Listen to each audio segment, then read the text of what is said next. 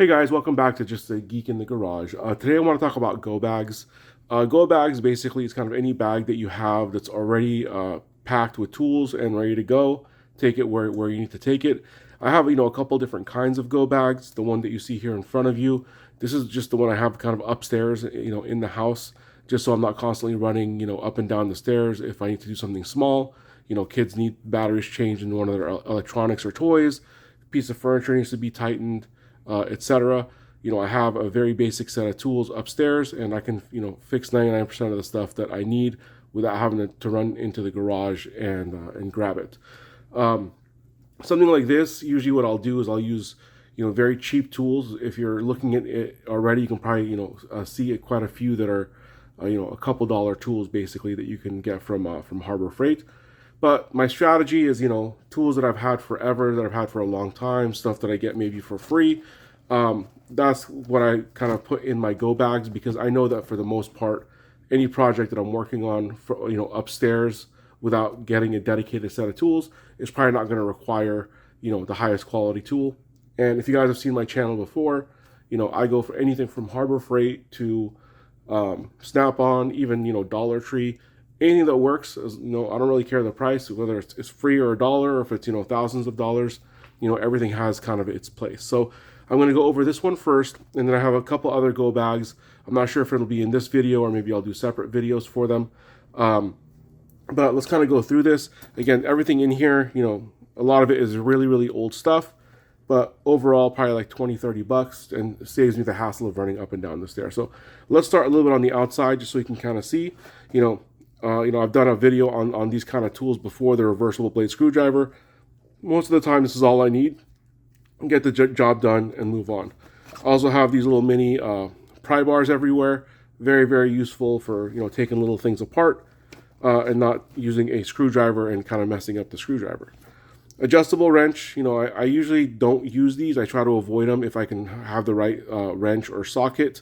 But, have it there just in case. This is just a cheap, Chinese one, probably, a couple bucks. Next up, just a super basic set of linesmans.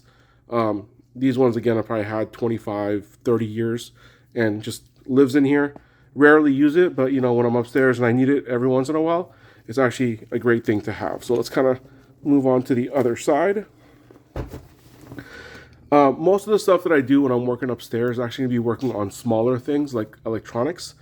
So instead of having a full large plier set in here like I have in my other go bags, I have the linesmans that you just saw, but the rest of the stuff in here is going to be more precision type screwdrivers. This is the Pittsburgh set. I want to say it's like 10, 15 bucks for the full set. A couple of needle nose, the regular kind of stork nose, and the bent nose. I'll put these back in later. Then you have kind of these duckbill style needle nose. Some long needle nose.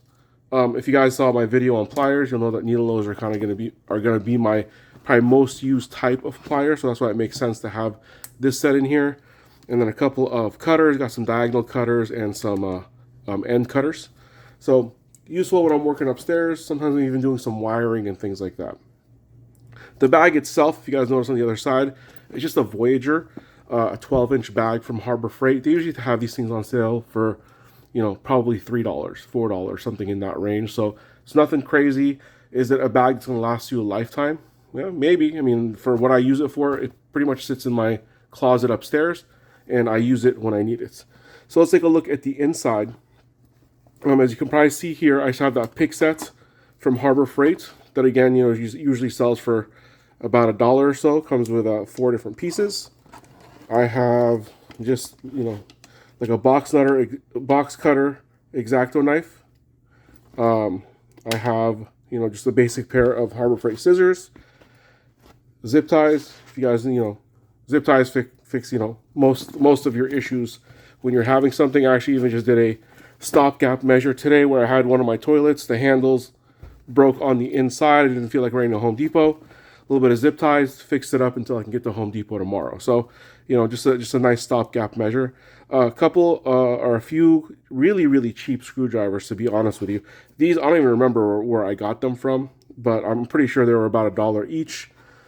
These orange ones, I believe, are part of I think it's a really old Pittsburgh set, but you know, just a few screwdrivers to have just in case I need it. A few precision screwdrivers, another kind of smaller screwdriver here. And the reason why I only have these kind of basic ones is because I also put this in here. This was also part of another video on ratcheting screwdrivers. So this one was on sale for about $8 at Harbor Freight. I got it because it has all the most common size bits you're going to use. Has some nut drivers in there.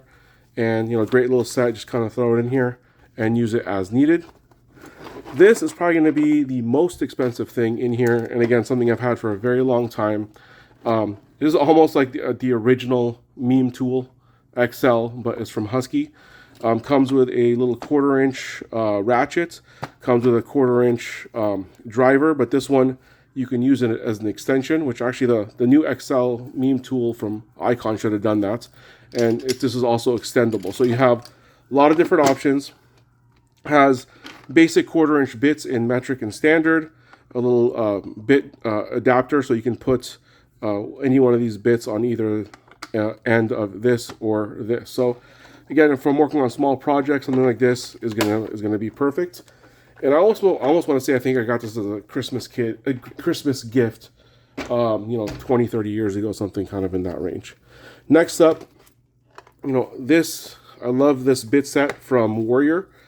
These things always go on sale for about $7. It's 100 different bits, and oh, looks like I'm missing one, but it's 100 different bits. Pretty much every single bit you can think of is going to be in here. And again, they might not be the highest quality. There's the one that's missing, but they've never failed me.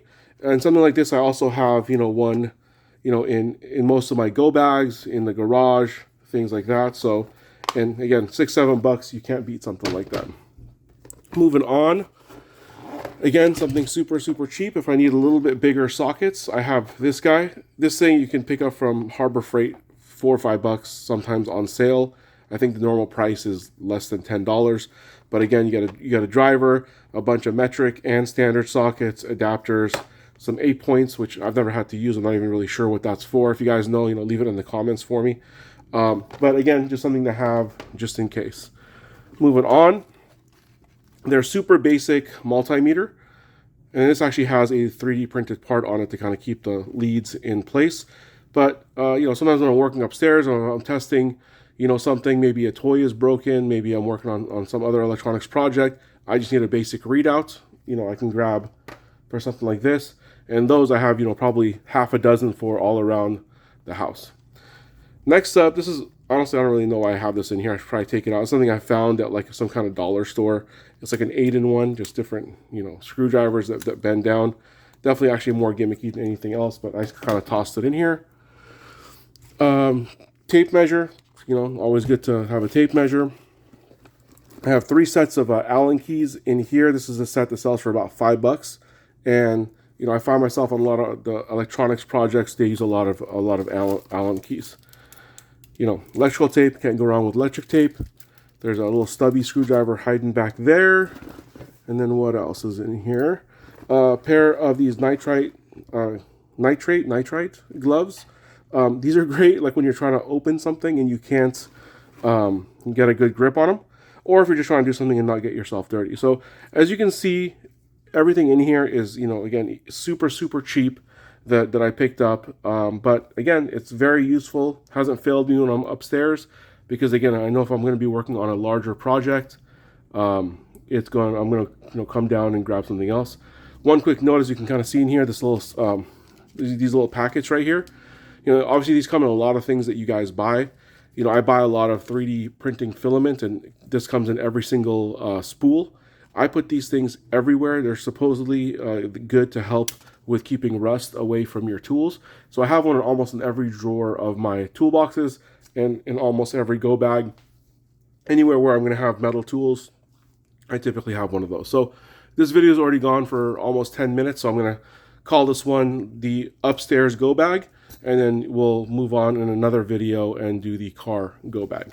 If you guys, you know, like my setup, let me know if you think I'm lacking something, or if you think it's stupid to have just cheap tools upstairs just in case. You know, comment down below. Thank you guys for watching. Please like and subscribe.